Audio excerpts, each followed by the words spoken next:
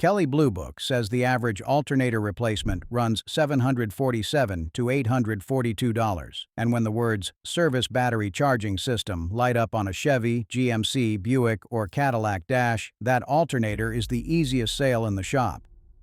Here's what they're less excited to tell you. One of the most overlooked causes of that exact message is a little plastic clip on your negative battery cable that costs about $20. And the free test at the parts store physically cannot detect it. Quick targeting note in the first 30 seconds because I respect your time. This message, with this exact wording, is a General Motors thing. Chevy, GMC, Buick, Cadillac. If you drive a Ford or a Toyota, your truck says something like, "Check charging system" instead. And while today's principles will still save you money, the specific tests are GM's. Subscribe if you want your brand's version, because this format is coming for every badge. For everyone with a bow tie or a GMC on the grill, stay right here, because I'm giving you 5 checks, in order from free to $20, that you run before anyone gets to say the word alternator. 3 things I'm planting now. 1. There is a voltage number on your dash that has fooled thousands of owners and more than a few shops into replacing perfectly good alternators, and GM built the truck to show that number on purpose. 2. That $20 part I mentioned. I'll show you exactly what it does and why every free test misses it. And 3. A Traverse owner replaced his battery, that sensor, 2 alternators, and the vehicle's computer chasing this message. And the thing that finally fixed it will change how you buy parts forever. All 3 coming up. Ground rules, fast, because this channel doesn't guess. When I cite a number, it comes from somewhere you can check. Kelley Blue Book, Repair Pal, GM's own service bulletins, trade magazines that train professional techs. When something is mechanic consensus or a forum pattern rather than a documented statistic, I'll say so. And one thing I will not do is tell you the sensor is always the answer, because it isn't. Sometimes this message means exactly what the shop says it means, and I'll show you how to know when that's true. One more thing, nobody, not GM, not any study I can find, publishes data on what percentage of these warnings are the sensor versus the battery versus the alternator. So anyone who tells you it's usually the sensor is guessing. What I can give you is better than a guess. An order of operations that starts at $0 and only reaches the expensive part when the cheap stuff has been ruled out. That's how honest diagnosis works, and it's how you make a shop prove the big repair instead of assuming it. First, 60 seconds on what's actually happening, because once you understand the system, the shop can't hand-wave you. Your GM doesn't have a dumb alternator that just spins and makes electricity. Since the mid-2000s, GM vehicles run something called regulated voltage control, a smart charging system. The body control module, think of it as the truck's electrical brain, constantly watches your battery's state of charge, the electrical load you're using, and temperature. Then it tells the alternator exactly how hard to work, moment to moment, through a data line. And here's the part that matters. Watching all of that, right at the battery, is a small sensor clipped around your negative battery cable. GM calls it the battery current sensor. The trade name is the intelligent battery sensor. It measures every amp flowing in and out of that battery, around the clock, even with the truck off. The brain trusts that sensor completely. The dash message, the charging strategy, even whether your auto stop-start works, all of it leans on that little clip telling the truth. So, service battery charging system doesn't mean alternator dead. It means somewhere in this web, battery, cables, grounds, sensor, data line, or yes, sometimes the alternator, the brain saw something it didn't like. The message is a smoke alarm. It does not tell you which room the fire is in. A shop that quotes an alternator off the message alone is selling you a room they haven't checked. All right, the 5 checks. Cheapest first. Grab a 10mm and a $25 code reader if you have one. But check 1 costs literally nothing. Check 1. Connections. Cost. 0. Time. 15 minutes. Electricity is lazy. Every connection between your battery and the truck is a chance for corrosion to build resistance, and resistance at a main connection can throw this exact message with a perfect battery and a perfect alternator. This isn't theory.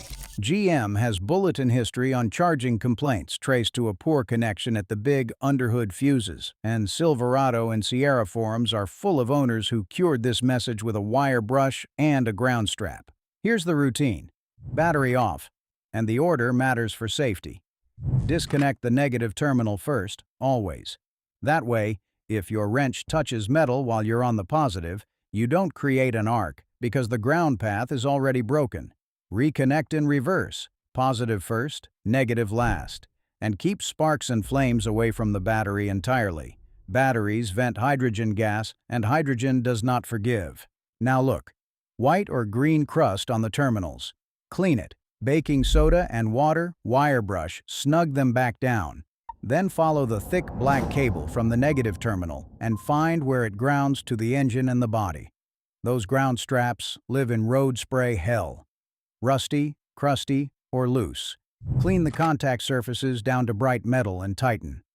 Then find the mega fuse, the big main fuse, in the underhood fuse block, and make sure its connections are clean and tight too. Honesty box for check 1. If your message came with real symptoms, dimming lights, slow cranking, the truck died. Clean terminals alone probably won't save you, and you should move down this ladder the same day. But if the message is intermittent, comes and goes with bumps or cold mornings, connections are prime suspects, and you may have just fixed it for free. One owner on a Malibu forum had this message triggered by potholes. That is not an alternator problem. That's a connection problem. Check 2. Drive to any big parts store, AutoZone, O'Reilly, Advance, and get the free battery and charging test. Cost: $0. This test is genuinely useful. It'll tell you if your battery is weak, and a weakening battery, not dead, just tired, is one of the most commonly cited triggers for this message. Dealer service departments themselves list an aging battery as a top cause because the brain watches state of charge, and a battery that can't hold charge trips the alarm before it strands you.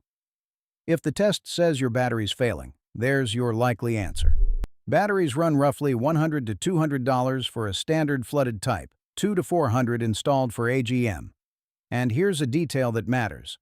If your truck came with an AGM battery from the factory, especially with stop-start, replace it with AGM. Downgrading to a cheaper flooded battery on these systems can cause charging complaints all by itself. But now, the pivot. Because here's what that free tester, and honestly a lot of quick lube diagnostics, physically cannot see. That machine clamps onto your battery and checks 2 things: battery health and whether the alternator is producing output. It has no idea what the battery current sensor is reporting. It cannot read the body control module's data. It cannot see the communication line between the alternator and the computer. So you can walk out with a printout that says, "Battery good, alternator good," and the message comes right back the next morning. Thousands of owners have lived exactly that loop, and it's the moment most of them start throwing parts. Don't throw parts, because the truck will tell you where to look, if you ask it properly. That's check 3. Check 3. Scan for trouble codes. A basic OBD2 reader costs about $25 and pays for itself the first time you use it. This is the same reader I've recommended since the check engine light video. The codes around this message are like street signs. P0562, system voltage low. P0563, system voltage high. Those say the brain measured a real voltage problem. P0620, 621, 622, generator control circuit. Those point at the wiring and communication between the computer and the alternator, not necessarily the alternator itself. And then the interesting family, B1516 and B151D, battery current sensor performance, and U01B0, lost communication with the battery monitor. Those last ones are the truck literally telling you, "I can't trust my sensor." If you pull a sensor code, you just saved yourself an $800 mistake for $25. Write down whatever you find, even if you don't fix it yourself. Walking into a shop saying, "It stored a B1516, changes the entire conversation. You're no longer a blank check. Honesty box. A clean scan doesn't mean nothing's wrong. Some of these faults are intermittent, and GM has at least one documented bulletin on certain Malibus and Impalas where the message was a software false trigger, and GM's own guidance at the time was, "Do not replace components." Let that sink in. The manufacturer itself has said in writing about this exact warning on certain cars. Parts won't fix this one. If a shop's answer to a no-code, no symptom message is a $1,000 quote, you are allowed to be suspicious.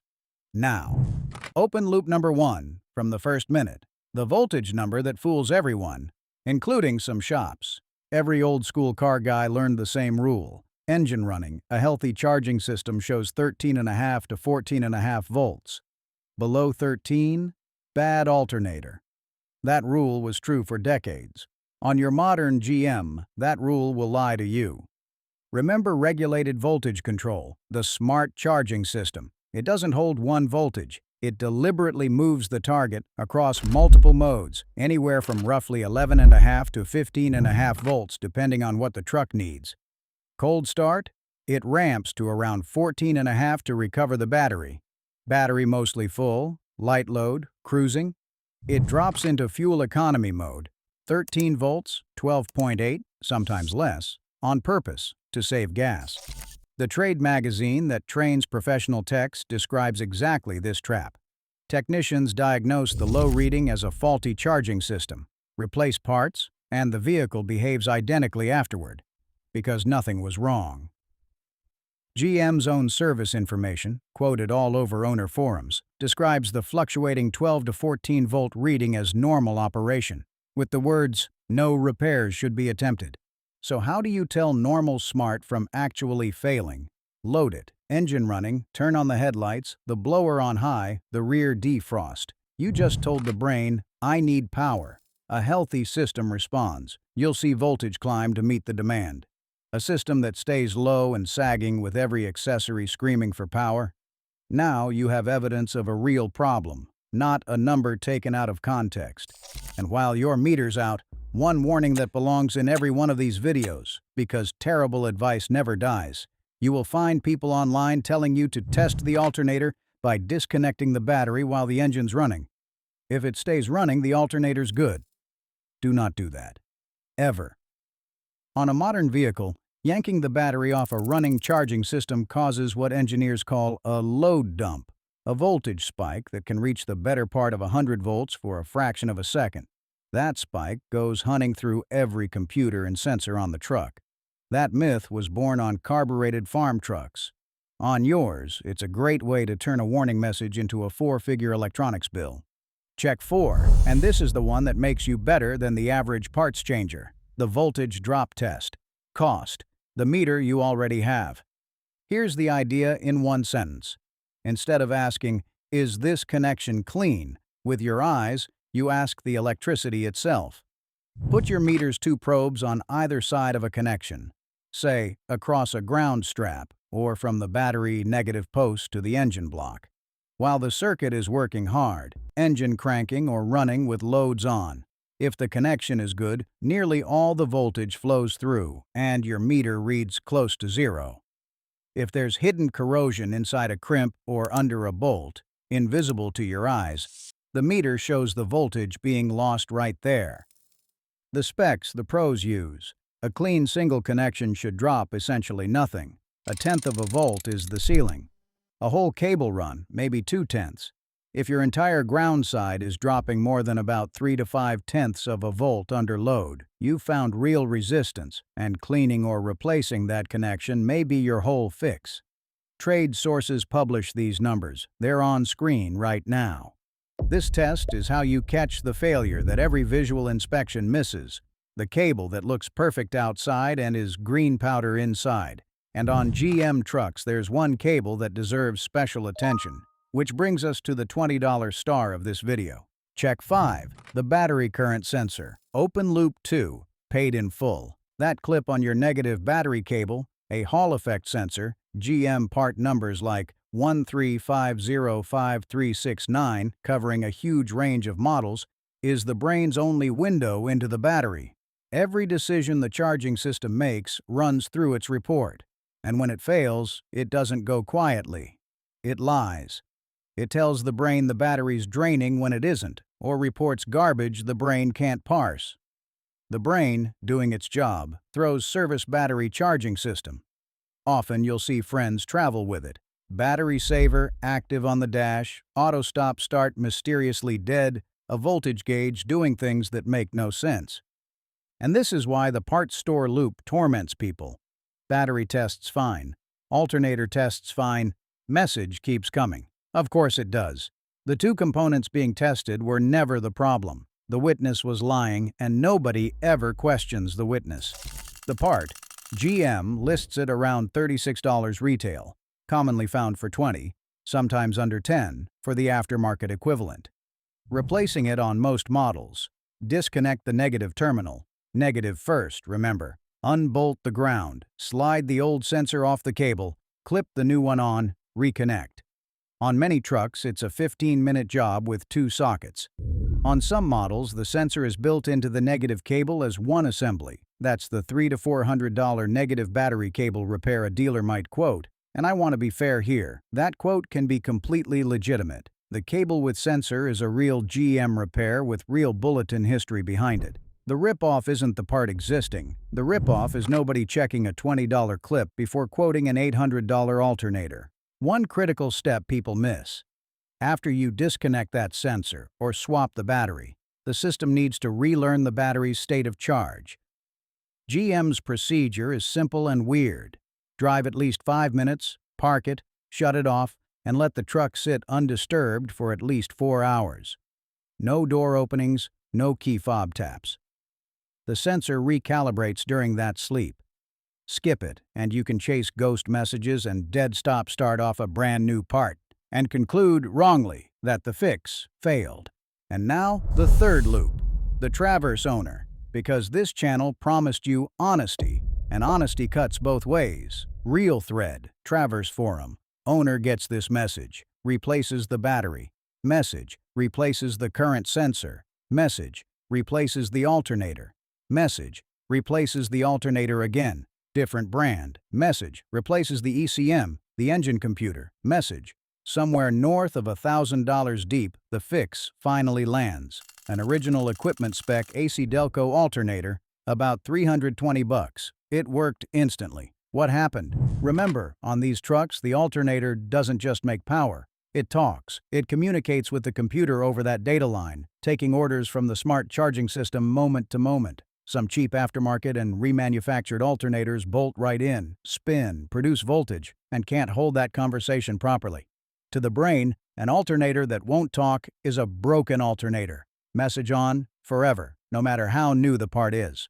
So here's the double lesson, and it's the most valuable 30 seconds in this video.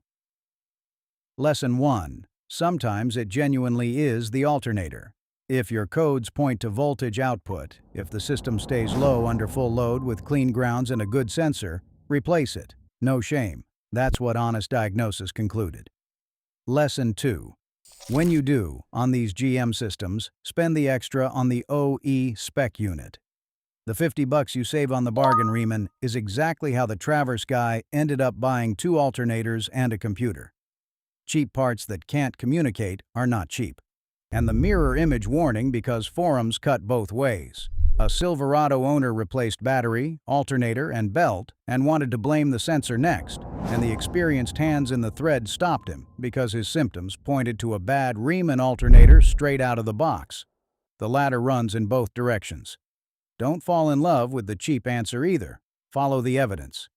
Everything we just did, reading the message, decoding the codes, knowing which test proves what, that's one warning light out of dozens your dash can throw. The complete driver's defense kit covers all of them. The full dashboard warning light guide sorted into Stop Now, This Week, and Schedule It. The OBD2 cheat sheet with the cheap cause listed first for the 15 most common codes, and the Say It to the Shop scripts printed on a wallet card. 82 pages, $39, first link in the description. It exists, so a dash light never costs you a blank check again. Myth kill round. 6 myths. Screenshots welcome. Myth. Under 13.5 volts while running means a bad alternator.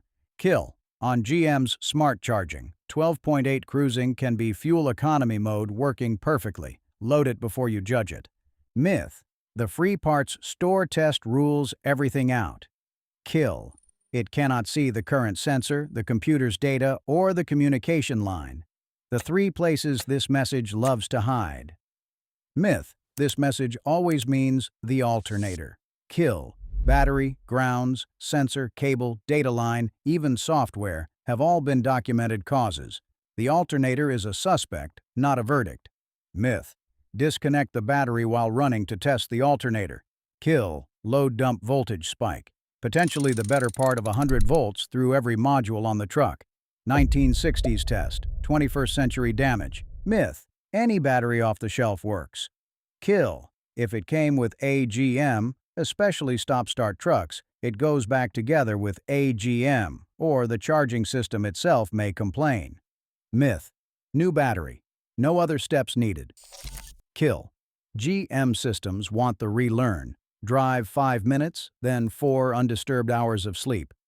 Or the sensor keeps reporting stale data and you chase ghosts. Clinic: real patterns from real threads, honest answers.